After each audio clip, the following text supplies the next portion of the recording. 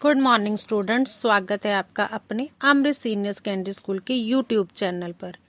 आशा है कि आप हिंदी का काम ध्यानपूर्वक सुनकर और निष्ठापूर्वक हिंदी की कॉपी पर करते होंगे।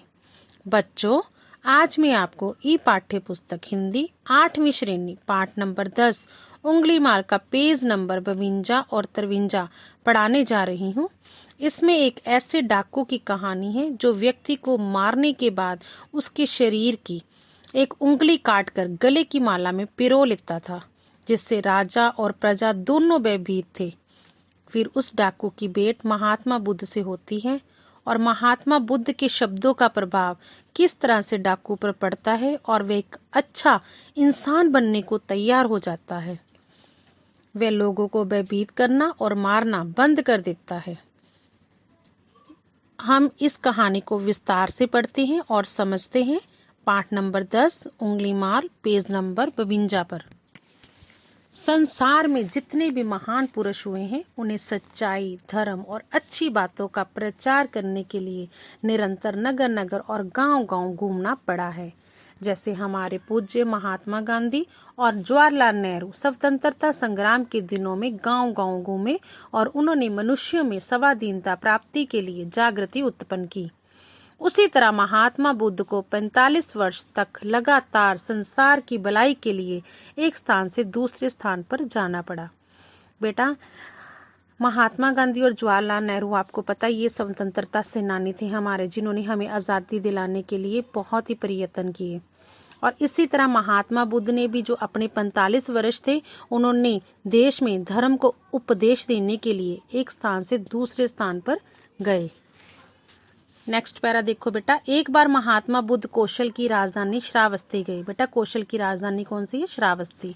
वहां का राजा प्रसेनजीत उनका शिष्य था। बुद्ध उसे धर्मोपदेश देने वहां जाया करते थे। धर्मोपदेश, धर्म का उपदेश।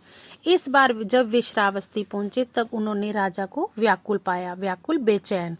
पूछने पर राजा ने बताया कि मैं आजकल उंगली माल नामक डाकू से तंग आ गया हूँ। वे प्रजा को बहुत ही कष्ट पहुंचाता है, कष्ट, दुख, जिसे मैं सहन नहीं कर सकता, क्या करूं?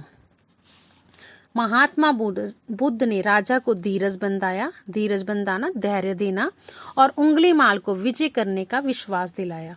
उंगली माल बड़ा भयंकर डाकू था। उसके अत्याचारों से प्रजा त्राही त्राही कर उठी थी। त्राही त्राही यानी कि दुखी हो रही थी। गांव के गांव उजड़ गए थे। घर, संपत्ति, जान माल कुछ भी सुरक्षित ना था।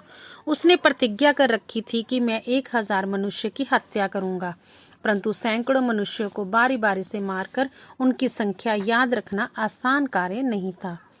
इस कार्य के लिए उसने एक युक्ति निकाली, युक्ति, तरकीब। वह जब किसी का वध करता, तब उसके शरीर से उसकी उंगली काटकर अपनी माला में गूंथ लेता था। इस प्रकार मारे गए मनुष्य की उंगलियों की उसके पास एक माला से तैयार हो गई थी, जिसे वह गले में पहने रहता था। इसी कारण उसका नाम उंगली माल पड़ गया था। बेटा, यहाँ हमने क्या समझा कि एक उंगली माल नाम का भयंकर डाकू था, जिसने की अत्याचारों के कारण प्रजा को बड़ा दुखी किया हुआ था। उससे कोई भी बच नहीं पा रहा था। वह ऐसा निर्दयी डाकू था कि जब भी वो किसी का वध करता था, तो उसके शरीर की जो उंगली थी, जो शरीर की उंगली थी, उसको काटकर अपनी माला में गूंथ लेता था, ताकि उसको पता चल सके कि उसने कितने व्यक्तियों की वध किया है। इसी उंगलियों की माला की वजह से उसका क्या नाम पड़ गया? उंगली मार। बुद्ध श्रावस्ती से निकलकर उस जंगल की ओर पहुंचे जहां उंगली माल रहता था। जंगल जहां शुरू होता था, वहां राजा की ओर से एक पहरेदार नियुक्त था, जो कि उधर जाने वालों को रोककर सावधान करता था। उसने महात्मा बुद्ध को उधर जाने से रोका, किंतु बुद्ध हंसे। वे शांति और साहस प्रदान कर जंगल की ओर बढ़ते गए। सहसा, सहसा होता बेटा अचानक, उन्हें किसी की कठोर आवाज सुनाई दी, कठोर, भयंकर। ठहरो! बुद्ध ने रुककर और पीछे मुड़कर देखा, तो जंगल की झाड़ियां चीरता हुआ वह विकराल भयंकर डाकू सामने आ खड़ा हुआ। ऊंचा कद, काला शरीर, बेटा पेज नंबर 53। विकराल चेहरा, विकराल, भयंकर, आंखें लाल, उठे हुए केश, बड़ी बड़ी मूछें और हाथ में तेज कटार। निश्चय ही वह मनुष्य नहीं दैत्य दिखाई देता था, दैत्य राक्षस। परंतु उसके गले में पड़ी उंगलियों की माला से उसे पहचानने में देर नहीं लगी और महात्मा बुद्ध जी समझ गए कि यही उंगलीमाल डाकू है। महात्मा बुद्ध ने अपनी शांत दृष्टि उस पर डाली और उनकी दृष्टि में डर के स्थान पर प्यार था। उन्होंने बड़े प्रेम पूर्वक उससे पूछा, मैं तो ठहर गया हूँ, भला तुम कब ठहरोगी? उंगलीमाल चकित हैरान था। उसके सामने आने वाले मनुष्य की भय से गिग्गी बंद हो जाते थे। गिग्गी यानी कि वो डर जाते थे। आज तक उसे कोई ऐसा मनुष्य नहीं मिला था जो उसकी दृष्टि से दृष्टि मिलाकर बात कर सकता, नजर से नजर।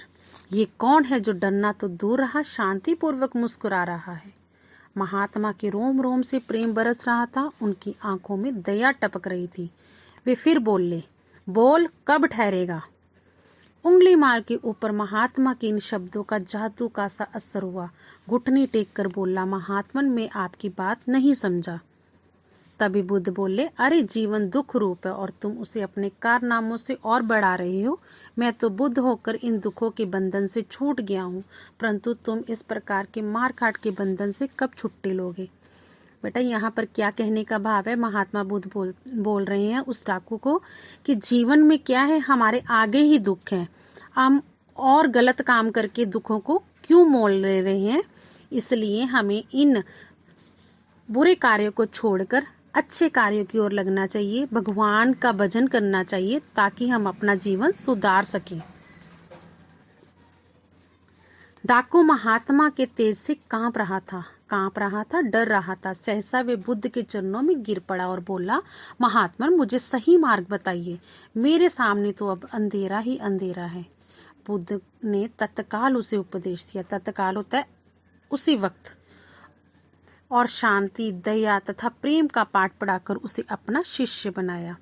ये सच्चाई, दया और प्रेम के भावों की क्रूरता, घृणा और अन्याय पर विजय थी। डाकू के पास कटार थी, भाला था और महात्मा निहत्थे थे। निहत्थे जिसके पास कोई हथियार ना हो, परंतु उनके पास संसार को मित्र बनाने वाला प्रेम था, दया थी और निर्मल हृदय था, जिनके द्वारा महात्मा बुद्ध ने विकराल डाकू के कठोर हृदय को जीत लिया। इसके बाद कभी किसी ने उंगलीमाल द्वारा की गई हत्या की घटना नहीं सुनी। बेटा, यहाँ पर क्या कहा गया है कि महात्मा बुद्ध के उपदेश ने जो डाकू का जो हृदय था उसको परिवर्तित कर दिया, जिसमें क्रूरता थी, घृणा थी, अन्याय था। लेकिन महात्मा बुद्ध की जो शांति का जो पाठ था, दया का पाठ था, जो प्रेम का पाठ था, वो उस पर असर कर गया और उसने डाकू जो था वो अब उसने अपने हृदय को बदल लिया और वह एक आम इंसान की तरह जीवन व्यतीत करने लगा।